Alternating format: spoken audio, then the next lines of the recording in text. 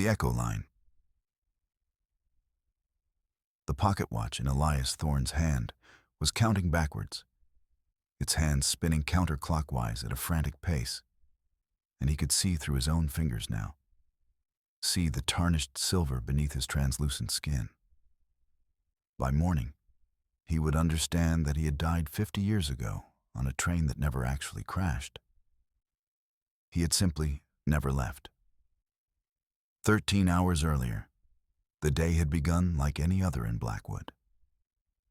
Elias sat at his heavy metal desk in the cluttered office of the Blackwood Gazette, staring at a blank computer screen. Dust motes hung suspended in the late afternoon sunlight that cut through the half-closed blinds in dusty columns. He rubbed his temples with his thumb and forefinger, a gesture he'd perfected over years of deadline pressure and editorial compromise. The desk was covered with the debris of journalism. Old coffee cups with rings of mold at the bottom. Yellowed newspaper clippings pinned haphazardly to a corkboard. A Dell monitor that hummed its cheap, insistent song. The wall clock ticked with metronomic patience. 4:42 p.m. Soon he could leave this place, go back to his apartment, maybe open the bottle of whiskey he'd been saving for an occasion that never seemed to arrive. The door swung open with enough force to make papers flutter. Arthur, the editor, walked in without knocking. He was portly, wearing a brown vest that strained over his middle, his face arranged in an expression of grim authority that Elias had come to recognize as his permanent resting state. The editor dropped a heavy, stained manila folder onto Elias's desk, with a thud that sounded like an ending. The folder was labeled in faded red marker, "The Echo Line, 1974. "The 50th anniversary is tomorrow, Elias," Arthur said, leaning one hand on the desk. His brow was furrowed, the skin gathering above his nose like he was perpetually confused by the world. "The town is buzzing about the phantom train. Write the story. Debunk it." Elias picked up the folder. Coffee stains ringed its edges, brown rings like the growth marks of a tree. He opened it carefully, pulling out a grainy black and white photograph. It showed the derailment site. A twisted passenger car, rails bent like broken bones, debris scattered across what had once been a manicured section of track. He leaned forward and reached for his magnifying glass, the one with the brass handle that had belonged to his father. The photograph came into sharp focus. In one of the car windows, there was a figure, a boy. His face was just a white smudge in the grain of the old film. But something about him caught Elias's attention and held it. Behind the photograph, stapled to the paper with a rusted staple, was a handwritten note. The paper was faded to the color of old butter. Elias unfolded it carefully, the paper crackling between his fingers. He read the words aloud, his lips moving silently at first, before sound emerged. "The clock didn't stop for them," he whispered. "It just started ticking backwards." He checked the digital clock on his desk out of habit. 4:44 p.m. As he watched, something flickered in the mechanism. The numbers changed. 4:43, 4:42. The digits were counting down, the seconds reversing themselves in green, glowing degradation. Elias blinked. He looked away, and then back at the clock. 4:41 p.m. now. Still falling backward. He closed the folder carefully and placed it on his desk, pressing his palms flat against its surface as if he could somehow stop it from moving, from changing, from telling him things he wasn't ready to hear. Arthur had already left the office, his footsteps echoing down the hallway in diminishing thuds. Elias looked at the photograph one more time. The boy in the window, the backwards clock, the note that spoke of things that shouldn't be possible. He should have asked Arthur more questions. He should have left the folder closed. He should have done a lot of things differently. But by then, it was far too late. The machinery of the Echo Line had already begun to turn. Miller's scrap yard sat at the edge of town, bordering the old railroad tracks that hadn't carried a train in 50 years. By the time Elias drove there in his silver Volvo, the afternoon had dissolved into evening. Gray clouds hung low over the horizon, and the first drops of rain were beginning to fall, light and hesitant at first, then with increasing conviction. The scrap yard was a cathedral of rust. Twisted metal formed abstract sculptures, a car hood bent into a shell, rails coiled like snakes, engines reduced to skeletal frames. In the center of this chaos sat a rusted trailer and, in front of it, a plastic milk crate.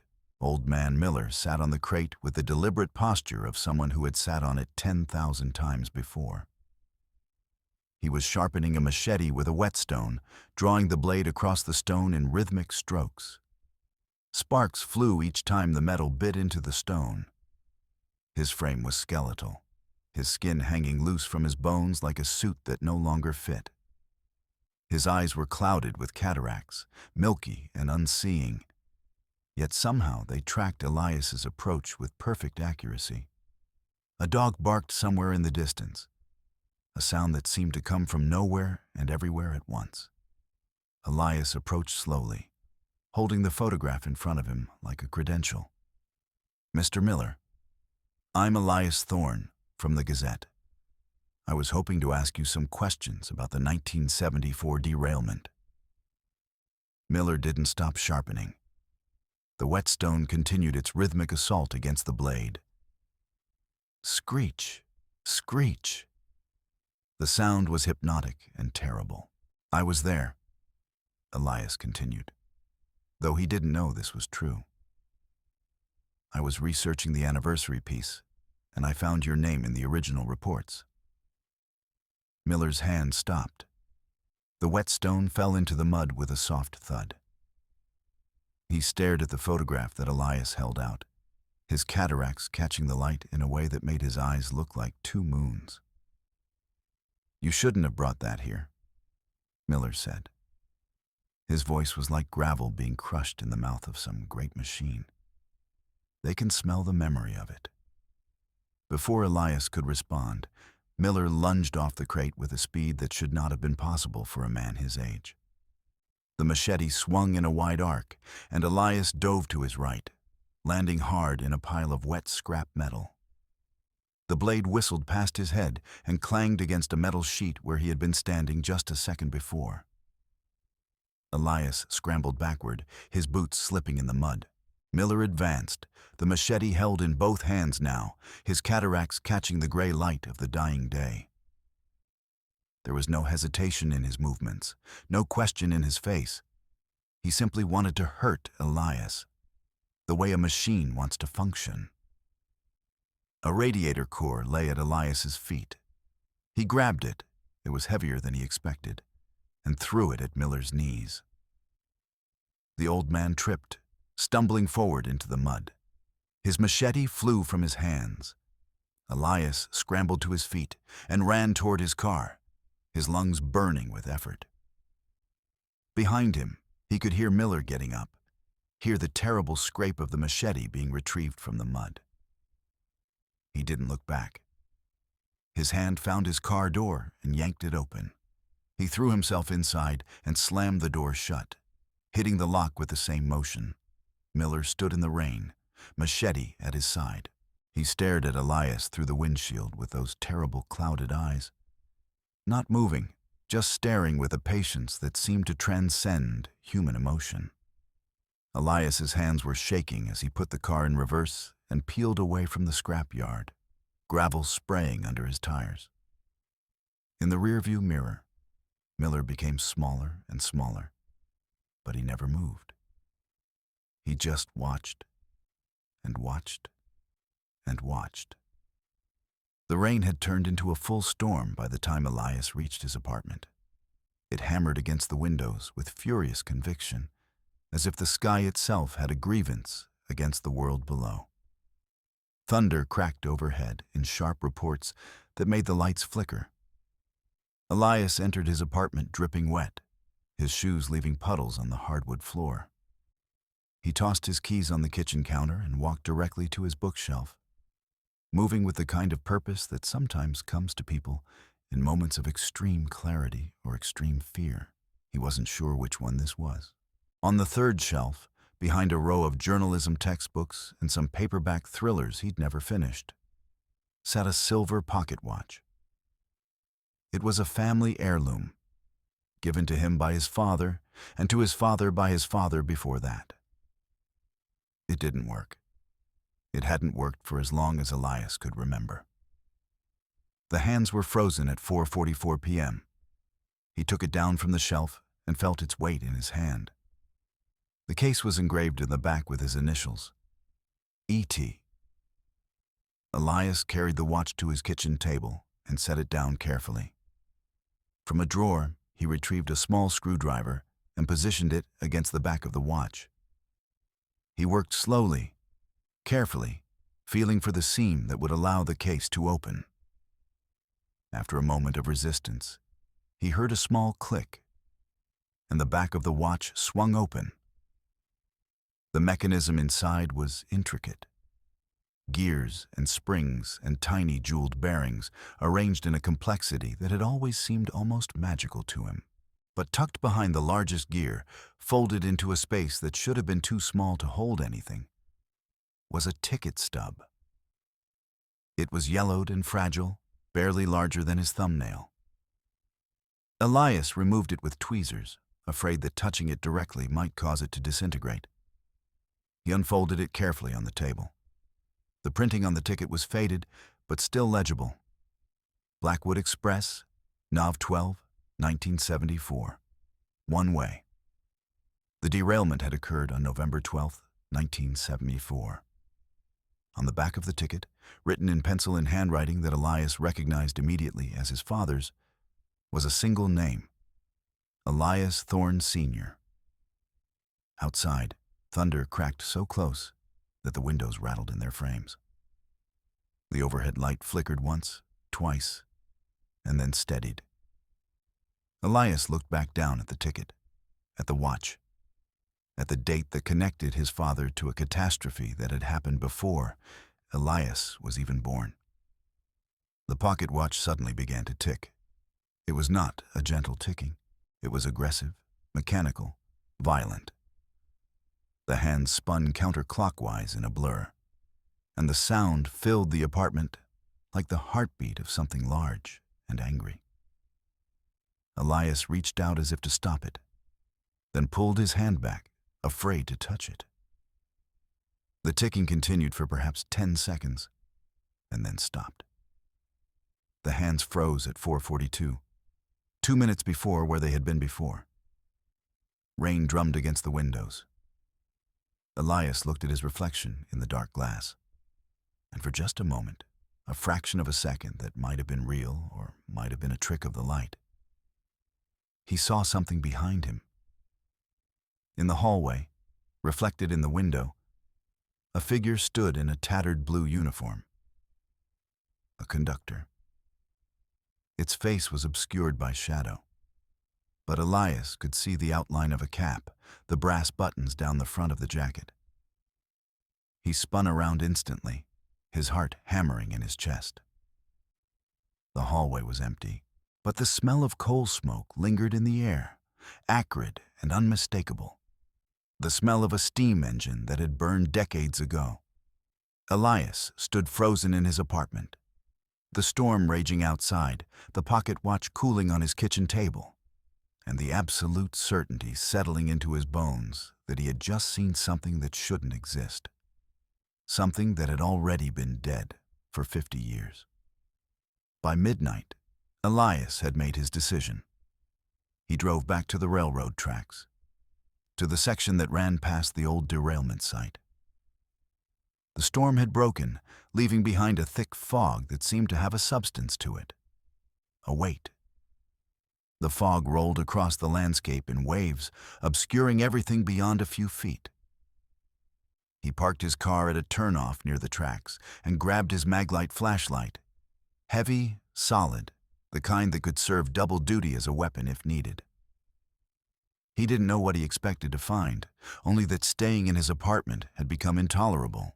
Something was calling to him, pulling him toward the tracks like a hook through his chest. The rails stretched out before him, rust-red and twisted by time. The ties had rotted away in many places, leaving gaps where the earth beneath showed through. Weeds had grown up around the rails, and in some sections the track was nearly invisible beneath a tangle of briars and wild grass.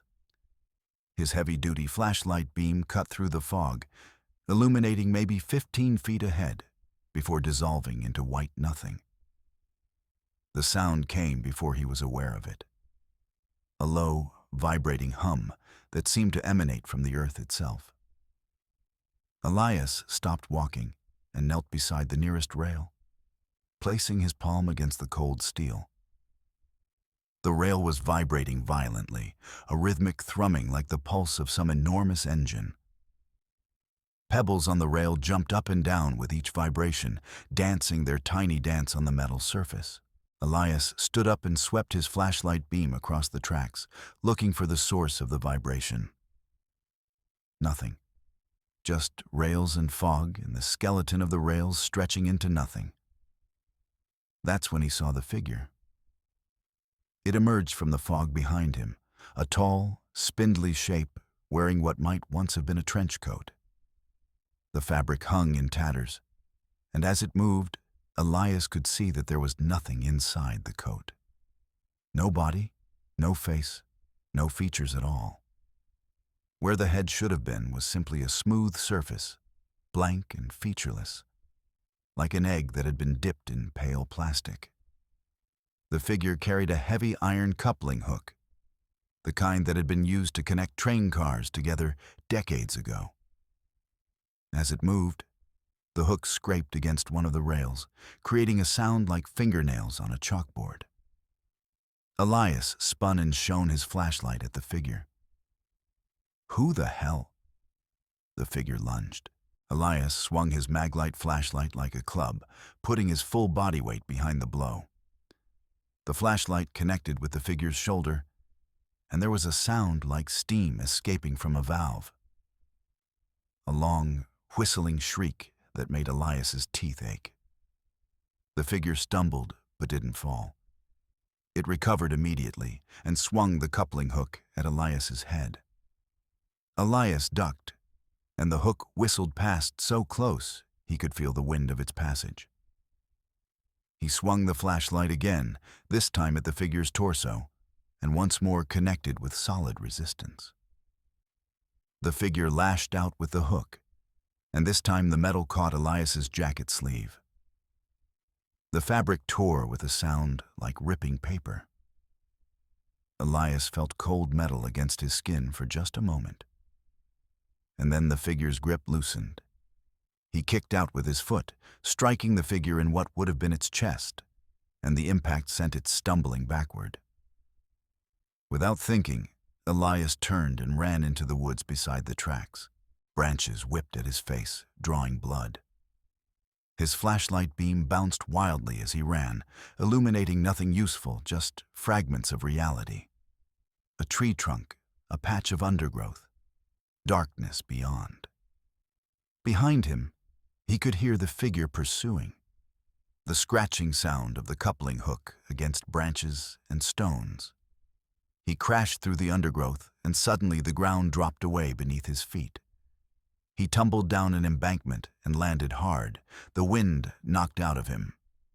He lay gasping in the darkness, his flashlight gone, and listened to the sound of the pursuit getting closer.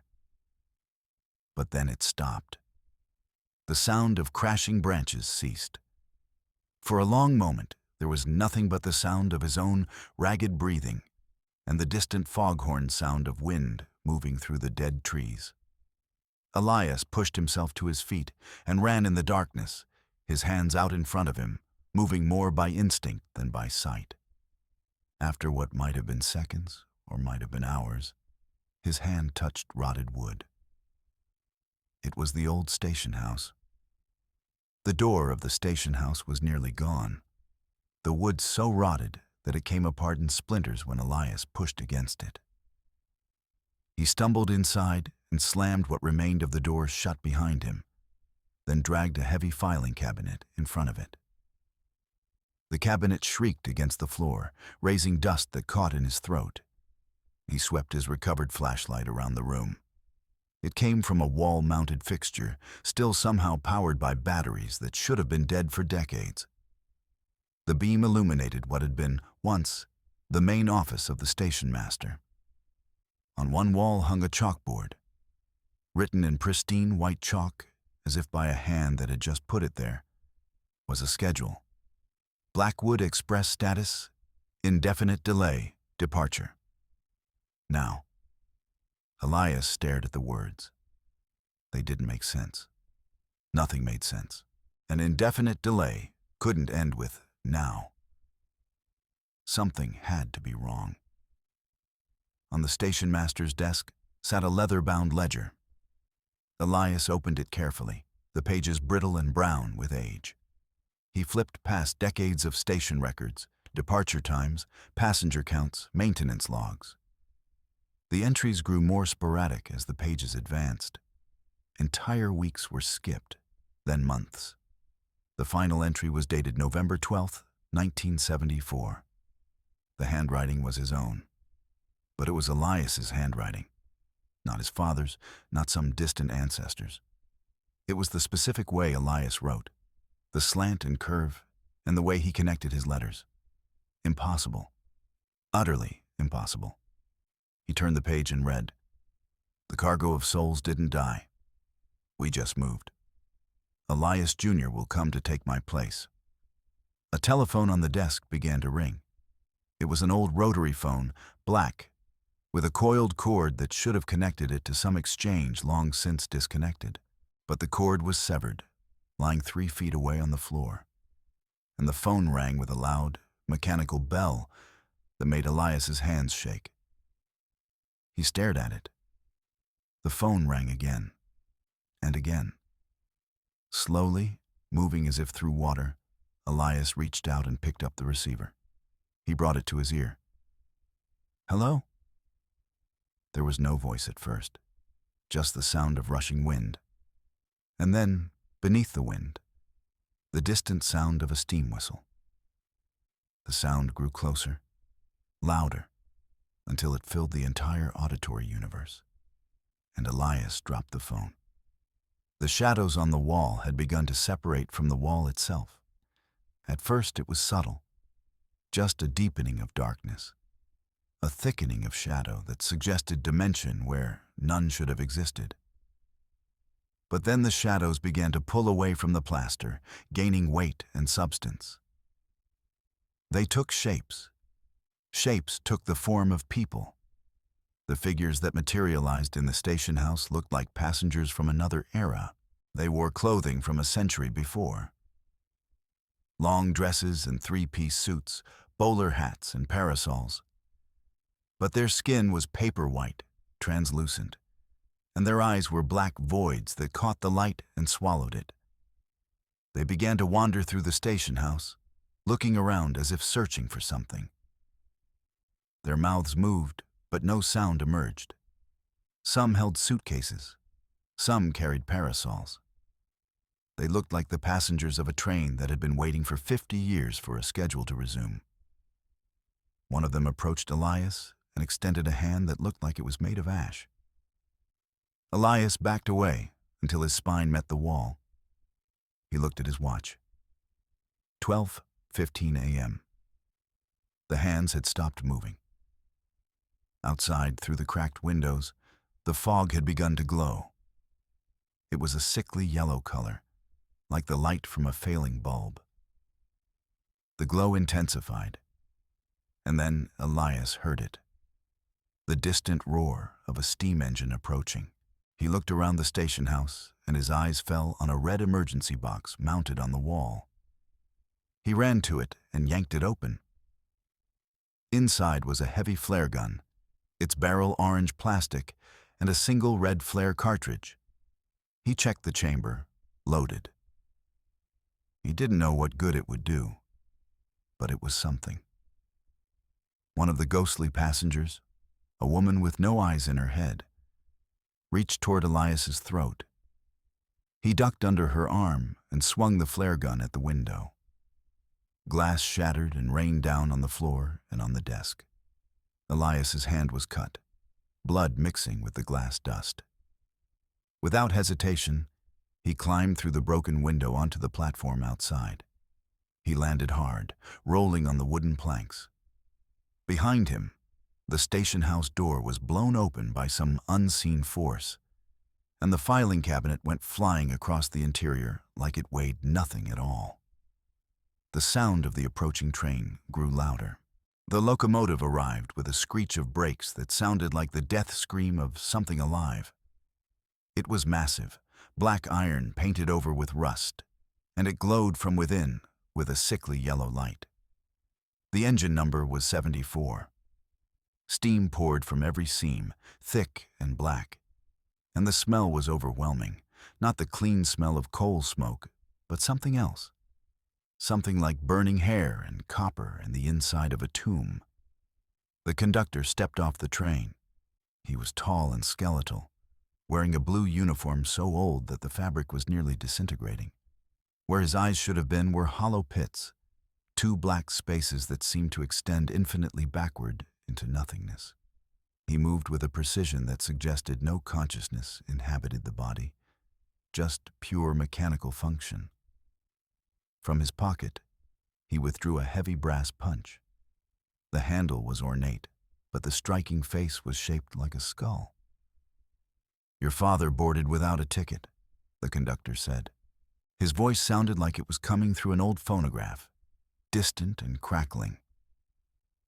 He promised his lineage would pay the toll. "I don't know what you're talking about," Elias said, backing away. The conductor advanced steadily. "The Echo line collects its debts." Elias raised the flare gun and fired. The red flare shot across the space between them and hit the conductor directly in the chest. For a moment, red light exploded outward. But the flare passed through the conductor as if he were made of smoke and continued into the train behind him, where it exploded with a bright, vivid burst of color inside one of the passenger cars. The conductor didn't even pause. He reached out and grabbed Elias by the throat, his hand closing around Elias's neck with a force like frozen iron. Elias was lifted off his feet, his legs kicking futilely. His vision began to darken at the edges. In desperation, his hand found the piece of jagged track metal he'd collected earlier, shoved deep in his pocket. He yanked it out and drove it into the conductor's arm.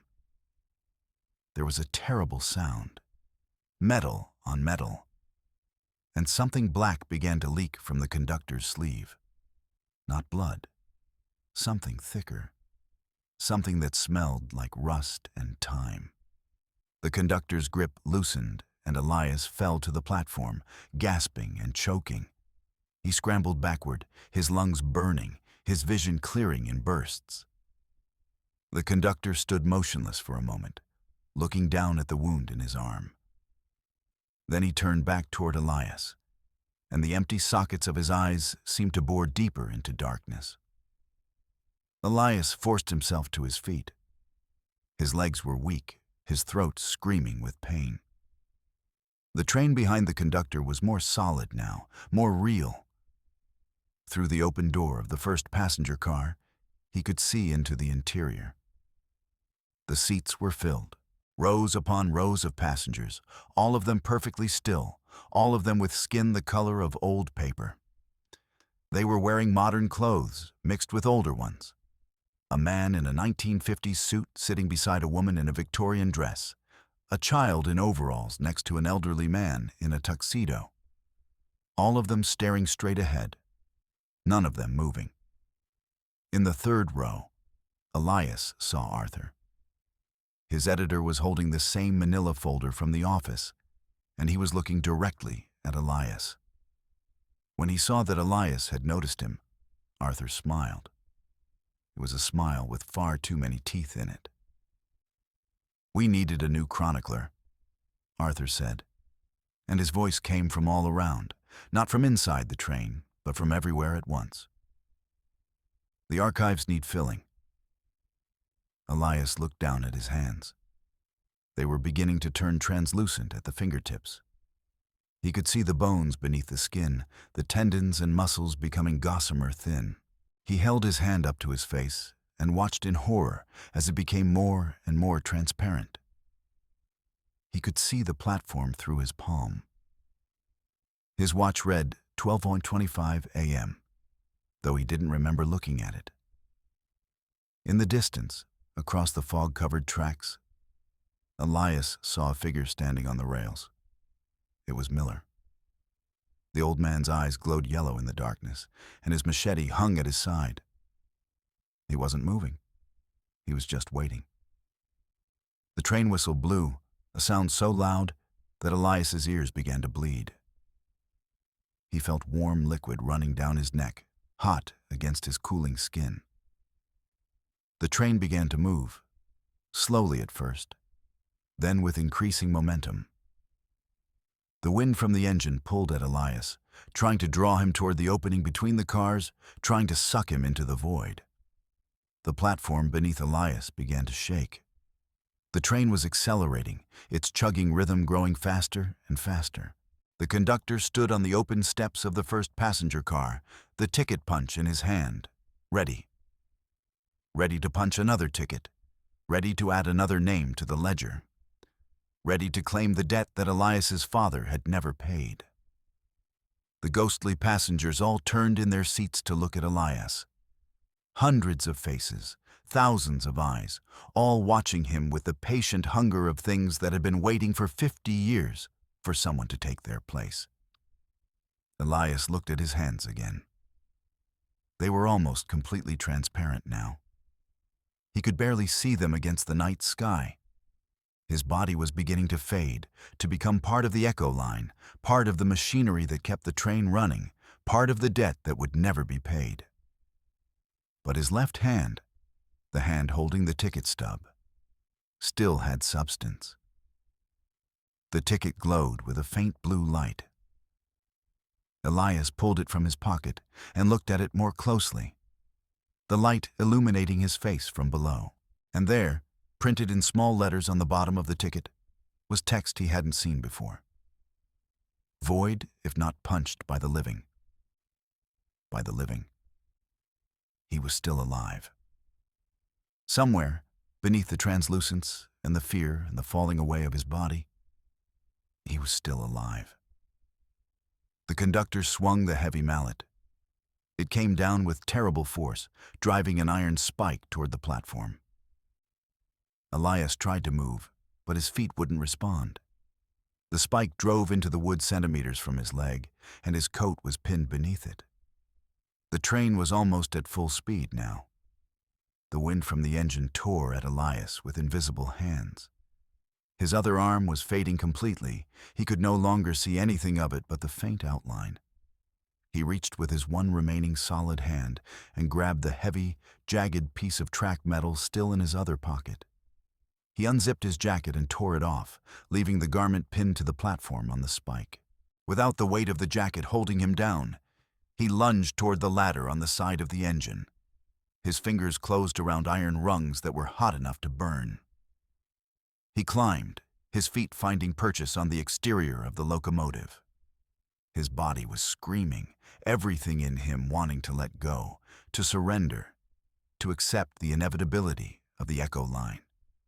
The pocket watch was in his pocket, the one that no longer worked, the one that had been broken since he was born, or since he died, or since whatever moment separated him from the rest of the living.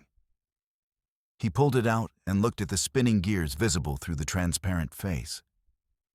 The hands were moving so fast that they generated heat.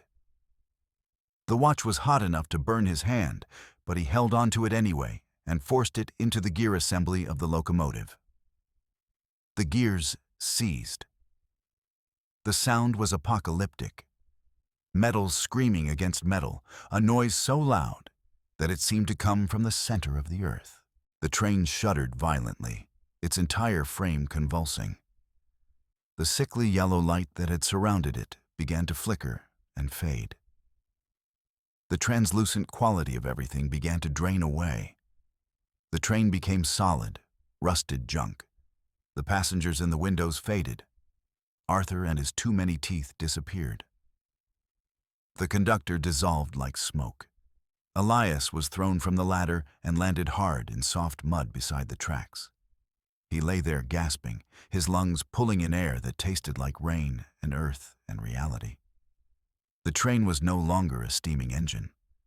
It was a line of burnt-out husks sitting on dead tracks. The yellow light was gone. The ghosts were gone. The conductor was gone. Morning light was breaking across the horizon. Elias pushed himself into a sitting position and looked at his hands. They were solid, completely, unmistakably solid. He could see the blood on his palms from the flare gun handle, see the dirt beneath his fingernails, see the texture of his own skin. The pocket watch was gone, reduced to ash and scattered pieces of metal glinting in the early light. But the ticket stub remained in his hand, now turning brown and brittle, beginning to crumble into dust. He watched as the wind took it, carrying it away in pieces until nothing remained but memory. The sun rose higher. Elias stood on unsteady legs and looked back at the burnt-out train. It was silent now. Just twisted metal and rust, a monument to a catastrophe that had happened 50 years ago to people who no longer existed. Except they did exist. They existed in the ledger. They existed in the echo line. They existed in the space between moments, in the gap between what had been and what was. And Elias had almost joined them. The office of the Blackwood Gazette was empty when he arrived the next morning. Elias stood in the doorway, confused. He had expected the smell of stale coffee and old paper, expected to see Arthur's stern face emerging from behind a pile of work. Instead, there was nothing. Just dust and cobwebs and a thin layer of grime over every surface. His desk was still there. The heavy metal desk where he'd spent so many afternoons staring at blank screens. But nothing else remained. No filing cabinets, no coffee cups, no stacks of yellowed clippings. The office was a shell, a husk, an empty container. A for lease sign hung in the window, its paint faded from what must have been years of sun exposure, though Elias had never seen it there before. Beneath the sign, another notice was stapled. Property vacant since 1974. He walked to the corner where Arthur's office had been. There was just a brick wall there now, uniform and old, with no sign of a door ever having existed. Elias pressed his palm against the bricks, feeling for some hidden seam, some indication that the wall was new or false. But there was nothing. The wall had been there forever. An office for an editor who had never existed, beloved son of Elias Thorne Sr. and Margaret Thorne. May he rest in peace. He had been 2 days old. He had died in the derailment 50 years ago. He was looking at his own obituary, 50 years in the future, as though it was a newspaper clipping from a past that had already happened. Elias set the newspaper down on the desk with trembling hands. The pages crumbled slightly at his touch, pieces of newsprint falling to the floor like snow. He walked out of the building into the town square. The morning sun was bright and clean, and for a moment, just a moment, everything looked normal. The street lamps were solid. The buildings cast real shadows. The world seemed to have weight and substance and permanence. But then Elias noticed that there were no people. No cars driving down the streets, no sounds of commerce or conversation. Just the empty square and the empty streets radiating outward from it, like spokes in a wheel that had stopped turning. As he stood there, watching, the buildings at the edge of his vision began to dissolve. They started to blur, their edges running like watercolor paint. The colors began to drain away, leaving only black outlines against a white void. The lamp posts followed, their metal forms becoming indistinct, then transparent, then gone entirely. The dissolution spread inward, methodical and inevitable. The street beneath Elias,